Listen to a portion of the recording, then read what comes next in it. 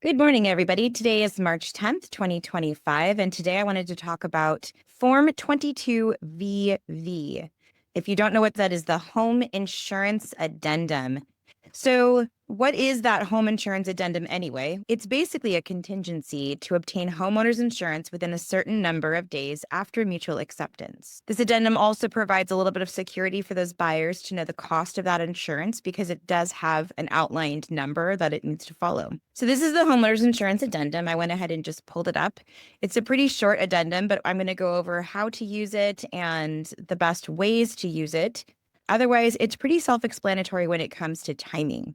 So this is treated very similarly to the financing contingency in the fact that the buyer has so many days after mutual acceptance to make application for homeowners insurance in order to use this contingency as an actual way to terminate the contract legally. It does boilerplate down to 5 days after mutual acceptance for the buyer to apply for insurance. It also has a waiver of 15 days, if not waived by the buyer sooner.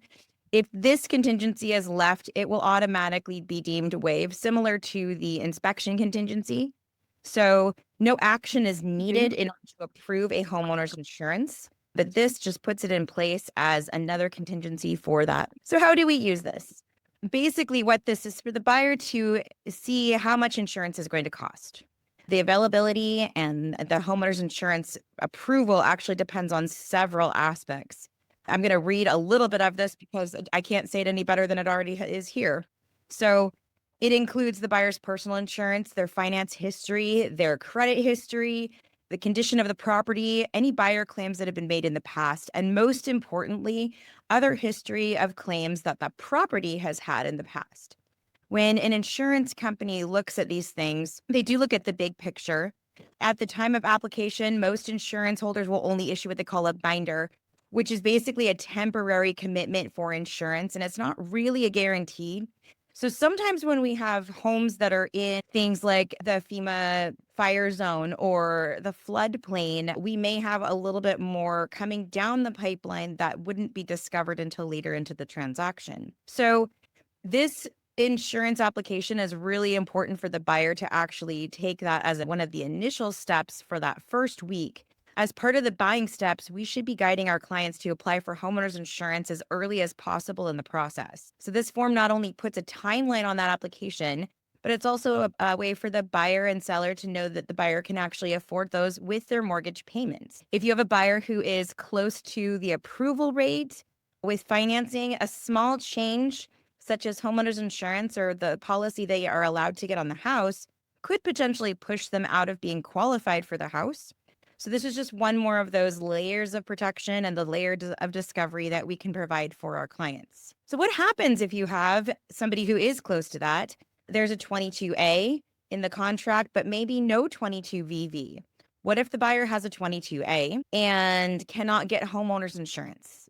Does the 22A cover this? Do we even have to put this addendum in here? Well, if the buyer cannot get financing because of the homeowner's insurance, whether it's too high or they can't qualify, or for some reason it's unavailable, the 22A would cover that buyer because financing would no longer be available because of those reasons. So that being said, when should you use this form? Are there risks associated with the property that your client is buying? What does that look like exactly? There are areas of geological hazard. There are those within fire paths. And with those types of things, insurance won't necessarily cover the property. In the case of like central Washington, parts of eastern Washington, the buyer's only option for insurance may be through FEMA. And if you're in any of these areas, adding a 22VV would be advisable to ensure that your client has a solid understanding of their insurance, what it covers, and how it works. The coverage will vary within the use of FEMA versus a standard homeowner's policy. Like I said, when insurance companies go to insure the home, they're going to look for claims. And if you know any of these things are something that affects the property, it would definitely be advisable to use the 22VV. Are they going to be subjected to flooding, earthquake? Are they in a fire zone or even a tsunami zone? Past damage that's happened to the property, such as wind damage or fallen trees, or other previous insurance claims are going to affect that home's ability to be insured by the insurance company. Insurance acceptance and rates do not only depend on the buyer's credit, but also previous claims made, as I said. If there have been numerous claims on the home, it may not qualify at all for home insurance. Insurance companies take all these factors into consideration. So if the home is surrounded by trees, even if there's been no tree damage, you will have a higher risk. Therefore, the insurance is going to take that into consideration and it will affect your rate. The first thing the insurance companies are going to do is pull the report from the address. They'll look at past claims. Secondly, they're going to look at a satellite image of the property and determine if there are other risk factors based on the location. Is it close to a river? Is it close to trees? So all of these things do directly affect how a home is insured. Now, what is the harm or what are the consequences of adding a 22V as, say, an inspection response if the buyer wishes to add this contingency after mutual acceptance? If the 5-day application is not modified, then the buyer has basically waived that contingency before they've even added it. If a contingency is added, the timelines will be retroactive from mutual acceptance. If you're adding a 22VV and that was your goal, the time to apply for insurance must also be modified to align with the timelines for mutual acceptance and not from the date the form was delivered or signed. There's no harm in adding this as long as all parties wish to, but the timelines have to be modified if you intend to make this an enforceable part of your contract. So how do we use this in action? This is not a get out of jail free card. This is not like the inspection contingency. It requires action from the buyer and a denial from the insurance company.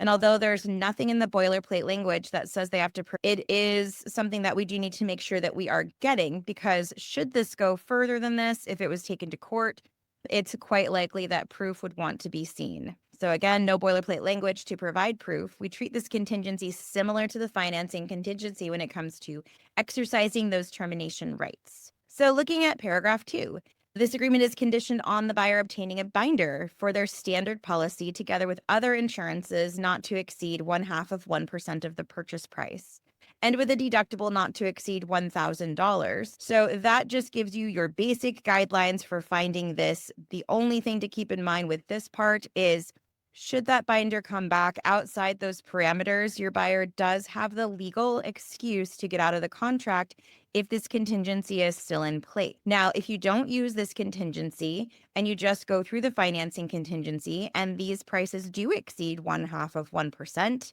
or the deductible is different than this, just keep in mind the buyer still has to be approved to have those payments as well. If they are approved and just not quite comfortable, there's really nothing they can do about it. This puts a cap on where those prices lie. Is the buyer required to keep making application if their first choice is denied for homeowners insurance? No, technically not. Just like financing, they're only required to do what they said they would do per the contract and nothing further. So the buyer, as long as the buyer did their due diligence and stuck to the timelines for the application, they are going to be fine. So similarly to the financing, all they need to do is apply to one insurance company. And if that insurance company were to deny them, they would have the legal right to back out should you use the Form 22V. All right, I hope I was able to shed some light on this form that is not commonly used. And if you find yourself in a situation where you may be wanting to use it, go ahead and put it in there. If you have questions about it, please feel free to reach out to your managing broker or your designated broker. Thank you.